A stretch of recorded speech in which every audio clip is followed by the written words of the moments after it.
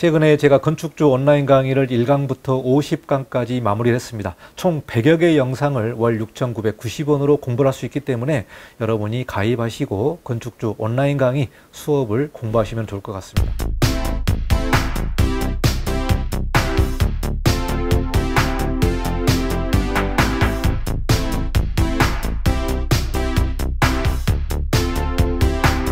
자, 그러면 적발 현황을 좀 살펴보도록 하겠습니다.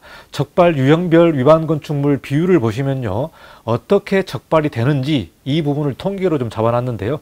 가장 많이 적발되는 유형이 바로 항공 촬영입니다. 안녕하십니까, 이관영 건축사입니다. 위반 건축물 총정리 시간인데요. 우리가 3번에 걸쳐서 위반 건축의 행위에 관련된 내용을 좀 공부를 했습니다. 이번 시간에는 위반 건축물에 어떻게 적발되는지, 어떠한 경로로 해서 위반 건축물에 걸리는지 그 적발 유형과 또 위반 건축에 관련된 통계를 좀 여러분에게 좀 살펴보도록 하겠습니다. 그래서 주거 건축물과 일반 건축물의 위반 유형이 어떤 게 제일 많이 걸리는지 그 유형을 좀 공부를 해보도록 하겠습니다. 자, 그러면 위반 건축물 총정리 4번째 시간을 시작하도록 하겠습니다. 위반 건축물 총정리 4편이 되겠습니다. 항공 촬영으로 다 걸리게 됩니다. 위반 유형 분석과 적발 사례에 대해서 공부를 좀 해보도록 하겠습니다. 이 자료는 인천광역시 미추홀구 건축과에서 작성한 내용인데요. 위반에 관련된 유형 분석을 2020년 기준으로 작성한 부분이고요. 주택에 관련된 내용을 설명드리도록 하겠습니다. 자, 주택의 위반 종류를 보시면은 중축, 그리고 용도 변경, 대수선 이렇게 크게 3가지로 나누고 있습니다. 자, 위반에 대한 유형을 보시면은 1조 및 기타 제한으로 증축이 불가한 부분에 증축한 내용이 되겠습니다. 그래서 증축한 위치를 보시면은 옥상 위라든가 테라스, 베란다, 발코니, 그리고 기타 부분이 무려 78%를 차지하고 있습니다. 그러니까 증축이 불가한 부분, 용적률 위반이라든가 또 일조권에 관련된 위반되는 그런 부분에 대해서 무단으로 증축하는 부분이 78%가 되기 때문에 상당히 많은 부분을 차지하고 있다. 자, 그리고 기타 증축은요, 대지 내 공간이라든가 옥상 위, 그리고 노출된 계단실 상부, 도로 후퇴 부분, 주차장 위, 그리고 기타 부분이 14%가 되겠습니다. 그러니까 대부분이 중축에 관련된 내용, 무단으로 공간을 확장해서 사용하는 부분이 가장 많은 위반 유형의 분석이 되겠습니다. 자, 그리고 용도 변경에 관련된 부분인데요. 주택을 근생으로 무단으로 용도 변경해서 임대 놓는 경우가 되겠습니다. 이 부분은 1% 정도가 되겠다. 자, 그리고 가구 수가 증가된다든지 지붕틀을 해체하고 수선하는 부분도 7%가 되겠습니다. 아마 이 부분은 가구수 증가 부분이 좀 상당히 많을 것으로 보고 있습니다. 가구수를 증가하는 이런 부분은 신도시 개발이라든가 택지 개발하는 부분에 있어서 지구단위 계획에서 5가구 이내로 이렇게 지정을 해놓기 때문에 보다 더 임대 수익을 놓기 위해서 5가구로 준공을 내놓고 나중에 이 부분을 더 쪼개서 9가구, 10가구를 만들어서 가구수를 증가하는 내용이 바로 가구수 증가 부분이 되겠습니다. 자, 그래서 주택에 관련된 위반 유형 분석을 보시면은 증축 불가한 부분이 78%로 가장 많은 유형을 차지하고 있다. 아마 대부분이 옥상 위라든가 테라스, 베란다, 발코니 부분이 상당히 많을 것으로 예상이 됩니다. 자, 두 번째는 주택 외 시설인데요. 그러니까 일반 건축물이라든가 상가라든가 이런 부분이 되겠습니다. 자, 이 내용도 증축과 용도 변경, 대수선 이렇게 크게 나눠지고 있는데요. 증축에 관련된 부분이 무려 82%로 상당히 많습니다. 자, 여기서 유형을 보시면은 대지 내 짜투리 공간을 불법으로 확장하는 부분, 도로 후퇴 부분에 증축하는 내용, 그리고 대지 내 여유 공간이 있는 부분에 중축을 해서 임대하는 부분, 또 노출된 계단실 상부라든가 주차장, 옥상, 노대는 이제 발코니를 말하는 거죠. 발코니 부분도 중축하는 내용이 되겠습니다. 자, 그리고 기타 부분인데요. 대체적으로 이렇게 짜투리 공간이라든가 여유 공간을 불법으로 이렇게 확장하는 부분이 무려 82%를 차지하고 있다. 그러니까 주택시설이라든가 주택 외 일반 건축물 같은 경우도 중축하는 내용이 상당히 많은 비중을 차지하고 있습니다. 자, 용도 변경은요, 근생을 주택으로 용도 변경하는 부분, 그리고 근생을 위락시설로 무단으로 용도 변경해서 사용하는 부분이 16%가 되겠습니다. 자, 그리고 대수선 부분은 방화구역을 해체해서 방화구역을 위반하는 내용이 되겠습니다. 우리가 방화구역은 1000제곱미터마다 방화구역을 하게 되어 있죠. 그래서 일정 부분에 방화를 위해서 구획을 하는 부분인데요. 대체적으로 이제 방화문 같은 경우가 가장 일반적인 내용이 되겠습니다. 방화문이나 방화 셔터 이런 내용인데 이런 부분을 이제 철거를 해버리면 방화구역이 해체되기 때문에 이런 부분도 대수선 위반이 되겠습니다. 자, 그리고 주계단 철거라든가 기둥 제거 이런 내용도 2%가 되기 때문에 일반 건축물 같은 경우도 용도 변경 대수선도 어느 정도의 일정 비율을 차지하고 있는 내용이 되겠습니다. 자, 그러면 적발 현황을 좀 살펴보도록 하겠습니다. 적발 유형별 위반 건축물 비율을 보시면요, 어떻게 적발이 되는지 이 부분을 통계로 좀 잡아놨는데요. 가장 많이 적발되는 유형이 바로 항공 촬영입니다. 항공 촬영이 64%인데요. 항공 촬영이 많은 비중을 차지하고 있습니다. 인공위성으로 이 부분을 촬영을 하기 때문에요. 사실 매년 정기적으로 촬영을 통해서 위반 건축물을 잡아내는 그런 유형이 되겠습니다. 자, 그리고 두 번째로 많은 적발 유형이 바로 민원 제보입니다. 민원 제보가 무려 34%입니다. 그래서 이 민원에 의해서 걸리게 되는 경우가 많은데요.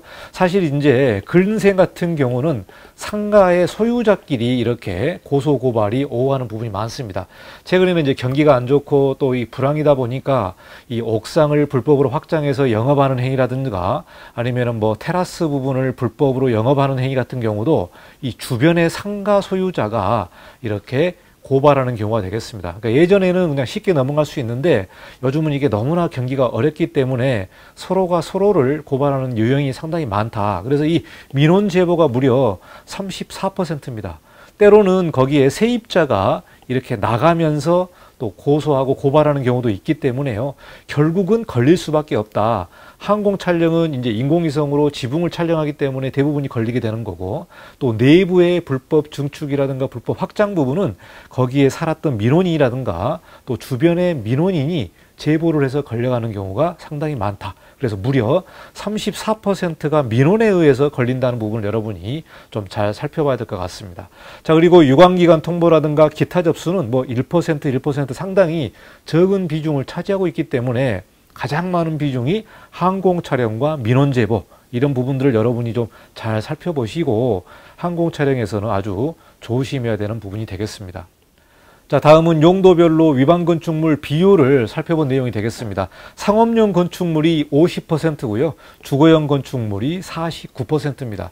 그러니까 우리가 흔히 동네에서 이 베란다 확장이라든가 또 옥상을 확장한다든가 대부분이 주거용이라고 우리가 알고 있습니다만은 여기서 위반 건축물 비율을 보시면은 거의 주거용 건축물과 상업용 건축물이 50%에 육박하게끔, 그러니까 반반 정도로 차지하고 있다. 이 부분을 우리가 살펴볼 수 있을 것 같습니다. 자, 그리고 위반 건축물 안내 가이드에 당부 말씀이라고 해서 이 특별하게 언급을 해놓는 내용이 되겠습니다. 이 내용은 일반인들은 잘 모르고 이렇게 위반하는 경우가 많기 때문에 제가 위반 건축물 총정리를 통해서 여러분에게 쉽게 안내를 하고 있습니다. 그러니까 이게 설마 위반이겠나 하고 위반하는 경우도 많기 때문에 이 내용을 여러분이 좀 잘 살펴보시고 꼼꼼하게 체크하고 증축이라든가 확장을 하시기 바라겠습니다. 자, 첫 번째는 무단 증축이 과반수 이상을 차지하고 있습니다. 그러니까 위반 증축에 관련된 유형이 바로 무단 증축이 과반수 이상을 차지하고 있다. 아무래도 이제 공간을 더 많이 사용하려고 확장하는 내용이 되겠고요.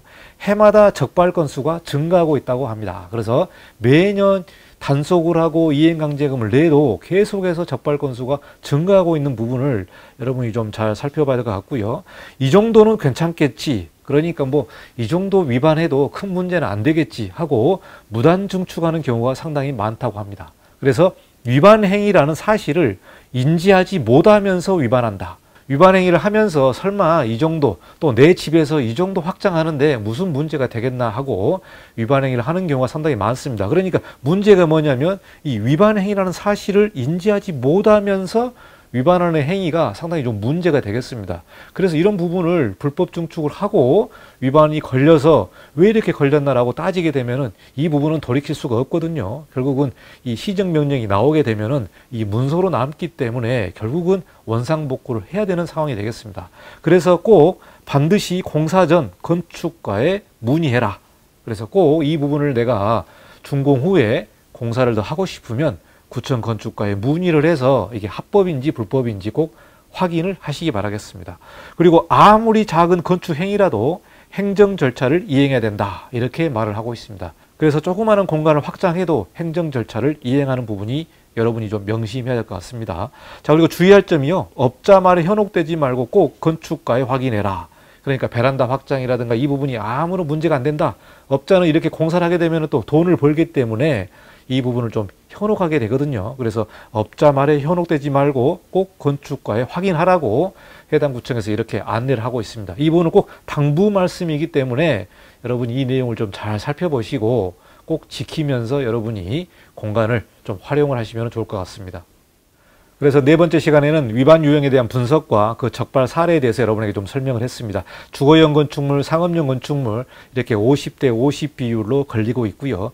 무단 중축이 대부분을 차지하고 있다. 이 내용을 여러분이 좀 잘 살펴보시고 위반 건축물 총정리 시간에 어떻게 이 부분을 좀 잘 알고 좀 대비해야 될지 또 어떤 부분을 안 해야 될지 그래서 이 부분은 구청 건축과에 꼭 문의를 한번 해보시고 합법인지 불법인지를 확인한 다음에 행위를 하시면 좋을 것 같습니다. 자, 여기까지 네 번째 시간을 마치고요. 다섯 번째 시간에서 조금 더 자세하게 공부를 좀 해보도록 하겠습니다. 자, 여기까지 네 번째 시간을 마치고 다음 시간에 또 뵙도록 하겠습니다. 감사합니다. 이관용 건축사였습니다.